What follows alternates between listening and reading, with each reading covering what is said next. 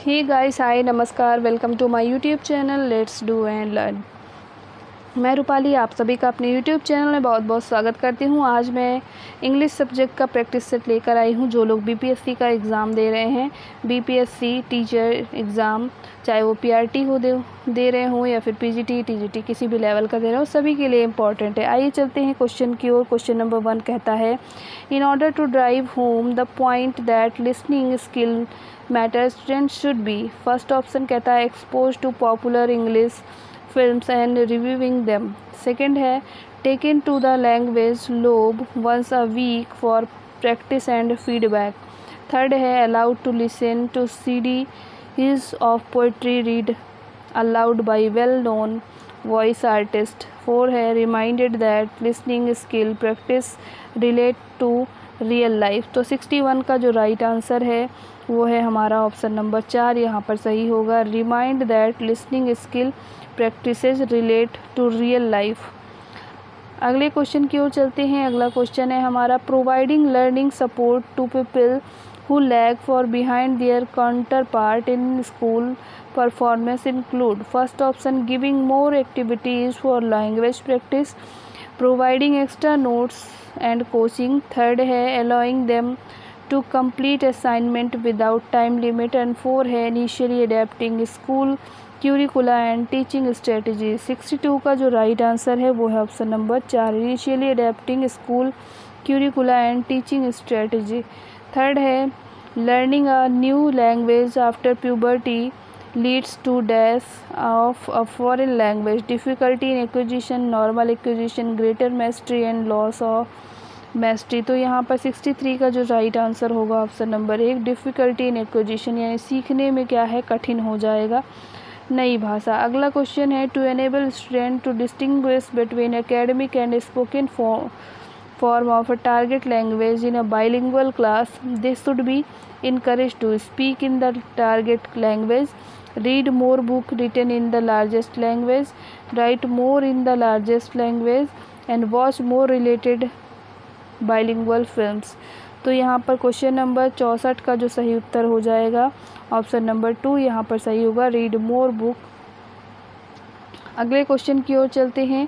अगला क्वेश्चन है, an activity that require a class to present a PowerPoint presentation on the importance of water conservation in the target language is a activity, multidisciplinary, science project, group या फिर language practice. तो यहाँ पर क्या हो जाएगा, multidisciplinary. अगले question की ओर चलते हैं। क्वेश्चन नंबर 66 से लेकर 67 तक सेंटेंस गिवन है, वो फिल इन द ब्लैंक्स आपको फिल करना है अप्रोप्रिएट आंसर। 66 में क्या कह रहा है, तो ये कह रहा है every individual wishes to lead a dash life, respected, respectful, respectable, respective. तो क्या फिल करेंगे इस फिल इन द ब्लैंक्स में, तो यहाँ पर जो सही उत्तर होगा वो होगा रिस्पेक्टेबल। अगले क्वेश्चन की ओर चलते हैं। अगला क्वेश्चन है, I have lost my purse, I can I dash some money from you, borrow, hire, demand, loan. तो यहाँ पर 67 का जो सही उत्तर हो जाएगा वो हो जाएगा बोरो। बोरो का मतलब यहाँ पर क्या मैं आपसे उधार ले सकती हूँ। अगला क्वेश्चन यहाँ पर है 68 और 69, यहाँ पर क्या करना है, अल्टरनेटिव या चूज़ करना है, चूज़ द बेस्ट। यहाँ पर अल्टरनेट का मतलब है out of 4 alternates choose one which best express the meaning. Meaning आपको इसका समझना है। यहाँ पर 4 ऑप्शंस हैं। पहला है revealed,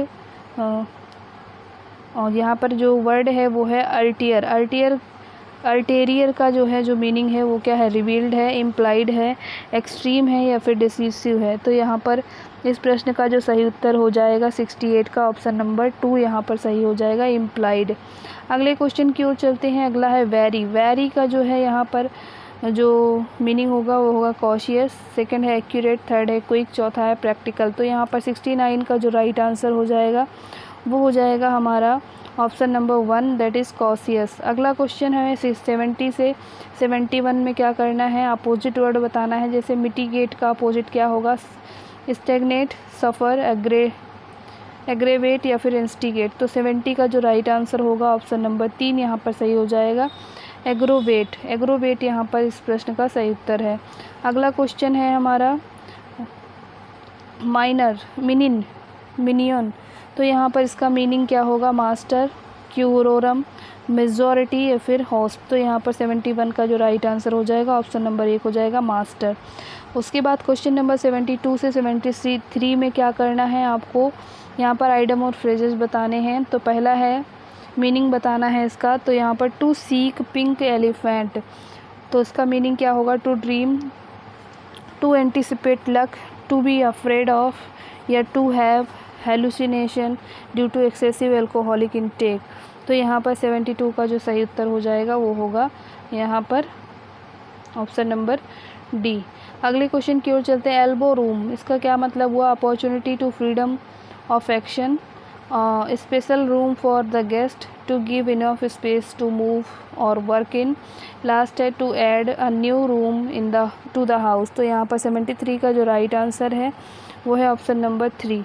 option number 3, to give enough space to move और वर्क इन। अगले क्वेश्चन की ओर चलते हैं। 74 से 75 ये क्या कहता है? एक्टिव पैसिव यहाँ आपको बनाना है। तो यहाँ पर एक्टिव पैसिव का आंसर क्या होगा? They will have completed the work by the time we get there. तो यहाँ पर राइट आंसर क्या होगा? The work will be completed by the time we get there. आपको पैसिव वाइज में चेंज करना है। The work will have been completed by the time we get there. Third है the work will completed by the time we get them there. 4 है the work will have been completed by the time we have got there. तो 74 का जो right answer है वो क्या है? तो ये कहता है ऑप्शन नंबर 2 यहाँ पर सही है। अगले क्वेश्चन की ओर मूव करते हैं और अगला क्वेश्चन कहता है कि You will have to pull down this skyscraper as you have not compiled with the town planning regulations। तो फर्स्ट ऑप्शन है this skyscraper will have to be pulled down as the town planning regulation have not been completed with। Second है this skyscraper will have to be pulled down by you as the town planning regulations have not been compiled with you।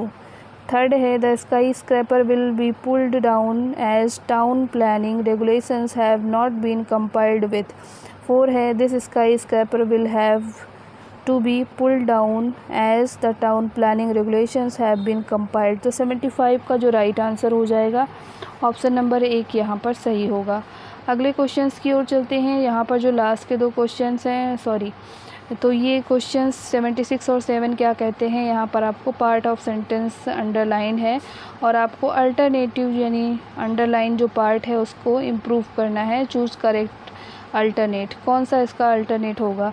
तो it is, question कहता है it is tough a competition that you just can not get through is unless you do not work hard. तो क्या option होगा? You will work hard, you work hard, you do work hard या no improvement. तो 76 का right answer होगा option number 2 you work hard. अगले question की तरफ चलते हैं। अगला क्वेश्चन कहता है यहाँ पर it is common belief that familiarity dispense with necessity of politeness. तो यहाँ कौन सा उत्तर होगा? Dispenses without, dispense from, no improvement. तो 77 का जो सही उत्तर है ऑप्शन नंबर 4 नो इम्प्रूवमेंट। अब 78 से लेकर 79 में क्या करना है?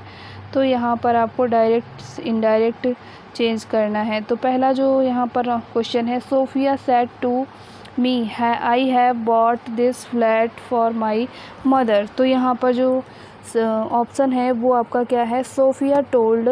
Sophia told that she had bought that flat for her mother. Sophia said that she bought that her hat for her mother. Sophia said she has bought that flat for her mother. And last है Sophia told me that she had bought that flat for her mother। तो यहाँ पर 78 का जो right answer है option number 4 सही हो जाएगा। अगले क्वेश्चन की ओर चलते हैं। अगला क्वेश्चन है हमारा he said I will came again. तो यहाँ पर जो सही उत्तर होगा क्वेश्चन ऑप्शन की ओर चलते हैं। He said that he will come again, he says he is coming again, he says he'll come again और लास्ट कहता है he said that would came again. 79 का जो राइट आंसर हो जाएगा वो हो जाएगा ऑप्शन नंबर 4। अगला यहाँ पर जो क्वेश्चन है उसमें क्या करना है, substitute in the following 3 questions out of 4 alternative choose the one which can substitute for the given word sentence. Substitute कौन सा होगा तो आपको ये बताने हैं। तो यहाँ पर आइए चलते हैं। One who company champions the cause of women, lover, beloved, feminist, womaniser. तो यहाँ पर 80 का जो राइट आंसर होगा ऑप्शन नंबर 3 फेमिनिस्ट। अगला क्वेश्चन है a man who hates marriage, उसको बोलते हैं पॉलीएंड्रिस्ट, बाइगॉट, मिसोगैमिस्ट या फिर विडोअर। तो यहाँ पर 81 का जो राइट आंसर हो जाएगा वो थर्ड हो जाएगा, मिसोगैमिस्ट। थिक स्किन्ड एनिमल, उसको बोलते हैं पैकीडर्म, प्रीहेंसाइल, मोनोस्ट्रीम या फिर हैंड स्किन्ड। तो उसको बोलते हैं 82 का जो राइट आंसर होगा ऑप्शन नंबर 1 पैकीडर्म। तो ये था हमारा आज का इंग्लिश का प्रैक्टिस सेट। आपको कैसा लगा कमेंट बॉक्स में कमेंट करके ज़रूर बताएं और ऐसी ही वीडियोज़ के लिए हमारे साथ बने रहिए। Thank you for watching. नमस्कार, जय हिंद।